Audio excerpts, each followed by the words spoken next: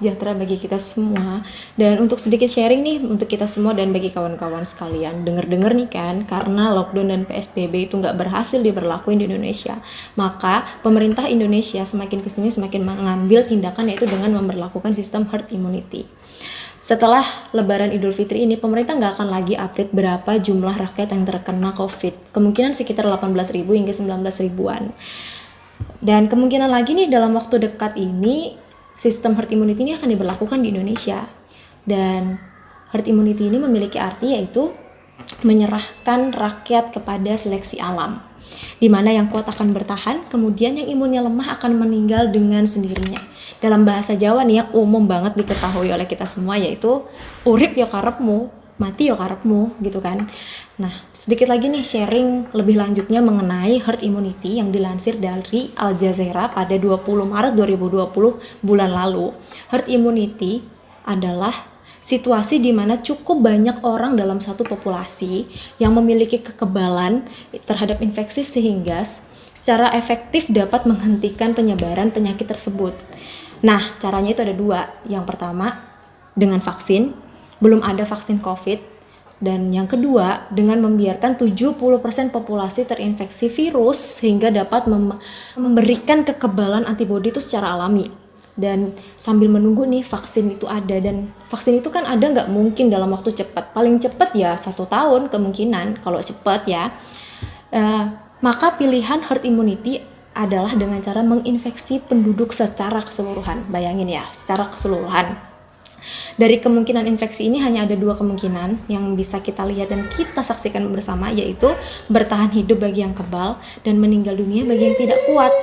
Nah, herd immunity yang pelan-pelan akan dilakukan, atau meski nantinya nggak akan dibilang herd immunity, secara langsung tuh nggak akan pernah dibilang kalau ini nih lagi memberlakukan sistem herd immunity gitu kan. Tapi kita akan mulai merasakan keberadaannya. Yang sadar paham betul arahnya herd immunity, dan yang nggak sadar akan berpikir bahwa COVID-19 ini udah berakhir, udah reda, udah hilang gitu kan. Padahal ya belum selesai gitu.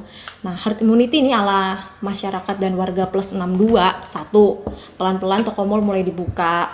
Terus transportasi mulai lagi dibuka dengan adanya protokol kebersihan atau adanya protokol kesehatan yang tinggi. Terus yang kedua, pelan-pelan sekolah akan mulai dibuka. Terus yang ketiga, pelan-pelan kantor mulai beraktivitas secara efektif lagi, secara aktif lagi seperti biasanya, dan diperbolehkan untuk aktif kembali dengan persyaratan adanya protokol kesehatan, adanya tempat cuci tangan gitu kan. Dan dampak negatif dan positif dari herd immunity ini juga ada. Yang pertama nih yang harus kita ketahui yaitu dampak positifnya, di mana pandemi akan segera berakhir. Yang kedua, akan terbentuk manusia yang lebih kebal, beradaptasi dengan penyakit baru. Yang ketiga, perekonomian tidak terhambat perkembangannya. Itu yang positif. Sedangkan ada juga yang negatifnya nih.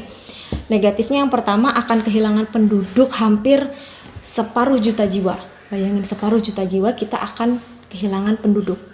Dan yang kedua, adanya kematian massal. Yang ketiga, rumah sakit akan super kewalahan. Lalu manusia yang kuat dengan gaya hidup yang bagus, daya tahan tubuh yang baik, maka akan kebal dengan penyakit COVID ini.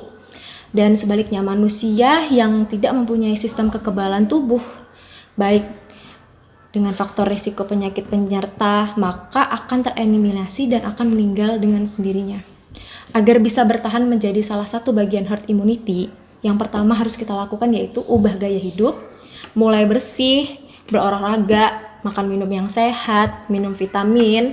Yang kedua, ubah lingkungan menjadi hidup lebih sehat, pakai masker, hindari kerumunan, sering cuci tangan, pakai masker, pakai hand sanitizer kemana-mana gitu kan. Dan juga menjaga lingkungan kita tuh agar tetap bersih gitu. Jadi di sini COVID itu mengajarin kita bagaimana kita tuh harus menjaga hygiene kita itu jadi lebih bersih, jadi manusia yang lebih bersih lagi, jadi rajin sebelum makan cuci tangan, habis makan cuci tangan, habis kemana-mana cuci tangan. Dan itulah hal yang harus kita lakukan ketika herd immunity ini diberlakukan di Indonesia. Umat manusia akan berevolusi, mengalami seleksi alam. Harus ada yang dikorbankan, semoga tidak banyak.